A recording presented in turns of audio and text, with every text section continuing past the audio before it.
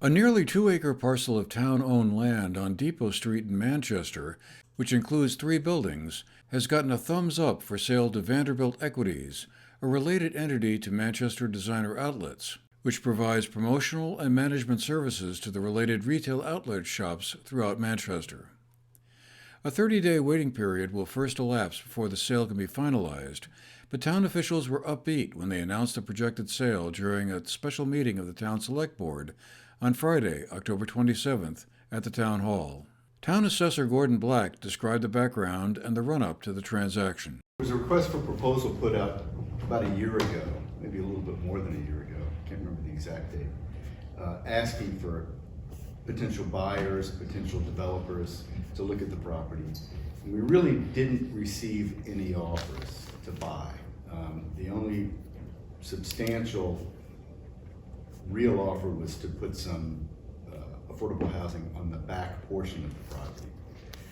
We now, though, have a proposed purchase and sale agreement for $1.85 million. There was a little bit of negotiating back and forth, but they increased their offer.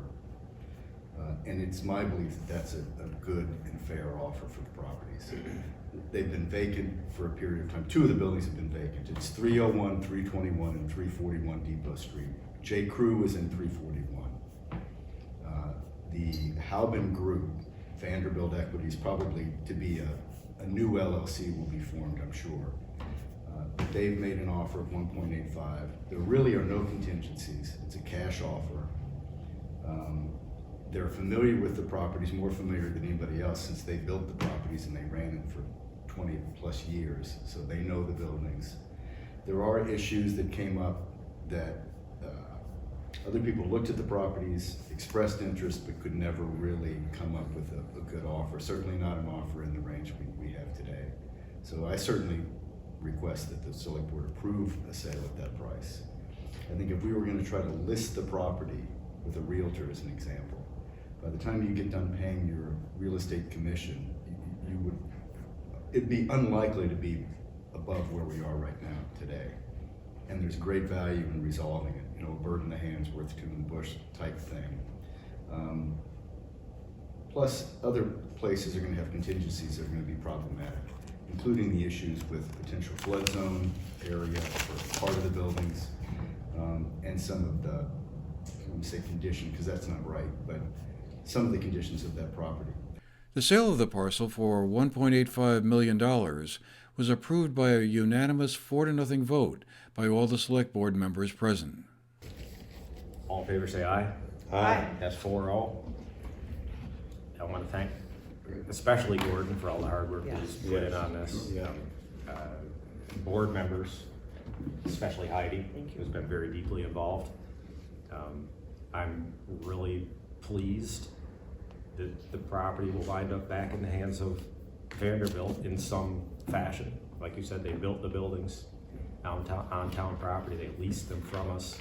They had the right of first refusal in the agreement that we had, and now they're going to be the owner. So I think it makes a tremendous amount of sense and at a value that's beneficial to the town. Currently, only one of the 3 buildings in the Depot Street site is occupied, the one at 341 Depot Street, which houses the J. Crew outlet. Vanderbilt Equities constructed the 3 buildings more than 20 years ago on a site that was formerly the location of the town hall, police station, and fire station, before those were relocated to their present location on Route 7A. Returning the property to private sector hands would also save the town money needed for maintenance and upkeep, said Select Board Chairman Ivan Beatty. This is something that could happen quite quickly should we decide to do it. And I think the timing is perfect. Winter's coming. The buildings right now are owned by the town. It gets them back in the private sector, which is beneficial to the town from a number of perspectives, and it shifts the maintenance to whomever the new owner is. So. The actual net proceeds to the town if the sale does go through would be $1.75 million, after $100,000 the town owes to Vanderbilt Equities for an elevator that was installed in one of the buildings is deducted. Select Board members discussed creating a separate special account to house the proceeds when and if the sale is finalized. We don't have an account that we've created that's specific for that. We probably could create an account, a capital account. If we were to transfer the money into the CERC fund as even just a temporary vehicle, our own controls and bylaws say that we have to get voter approval to move money out of that fund. So it kind of encumbers it and makes it difficult to access that money. That's a really good question. So we should maybe consider, we have time, obviously. Yeah. We should consider establishing a separate account. I think so. I think that's probably the best way to approach this.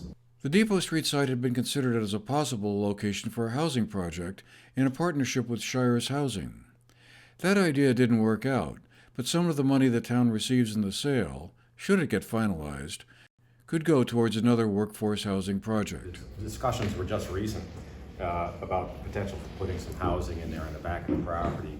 What kind of put the stop to that particular proposal was that it really left us without enough parking and land to support any kind of use on the front three buildings, which is really what exists there now and what the town's responsible for. That particular option also left those buildings in our ownership, and they just wanted the back of it, pretty much maximize the back part of the property for that housing. The town, municipal government, and others, including committees, have spoken for quite some time about the need for workforce housing, affordable housing in Manchester. Our intent, if this goes through, and I feel very strongly that it will, our intent is to put some of that money aside to try to help facilitate some sort of affordable housing. That way we haven't lost that ability after the sale of this property.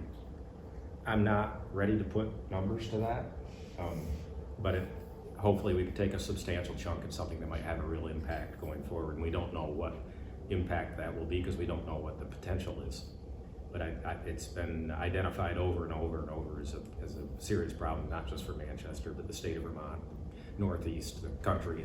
We spoke with Select Board Chairman Ivan Beatty briefly after the meeting. There are no contingencies. It's simple. We don't have to worry about inspection of the property. We don't have to worry about exposing some of the negative downsides of the property because they're well aware of that and are willing to accept the property without any contingencies. And it doesn't require any major reconstruction of what exists there, which would trigger floodplain scrutiny and the possibility of it being denied. So it's clean, it's simple, it saves what's there, it gets it transferred to the people that built it. I think it makes tremendous sense all the way around. For the GNAT-TV News Project, I'm Andrew McKeever.